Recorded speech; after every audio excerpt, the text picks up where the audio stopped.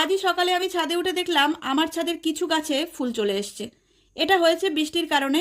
আমি তোমাদেরকে বলেছিলাম বৃষ্টি হলে গাছে ফুল অবশ্যই আসবে।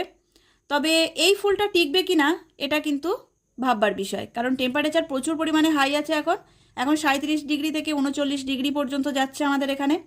তো এটা টিকে যাওয়ার সম্ভাবনা তখনই থাকে টেম্পারেচারটা যদি একটু মেনটেন করা যায়। যদি ছাদে গ্রিন নেটের শেড দেওয়া যায় তাহলে টেম্পারেচার একটু মেনটেন করা যাবে।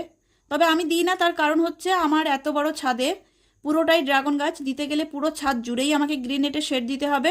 আর যেহেতু এই সময় কালবৈশাখীর সময়, তো ঝড় হয়ে গ্রিন নেটের শেডটা নষ্ট হয়ে যেতে পারে, তার কারণে আমি দিই না। আমি ভাবি এই প্রথম দিকে যে ফুলগুলো আসছে, টিকুক বা না টিকুক, এর পরবর্তীকালে যে ফুলগুলো আসবে সেগুলোতে তো আমি ফল অবশ্যই পাবো। কিন্তু যারা এই গরমের মধ্যেও ফল পেতে চাও তারা অবশ্যই করে কিন্তু গ্রিন নেটের শেড দাও। আর যদি দুটো একটা গাছ থাকে গ্রিন নেটের শেড নাও দিতে পারো, তাহলে পুরানো বেড কাভার দিয়ে একটু রোদ্দুরটাকে গার্ড করো গাছ।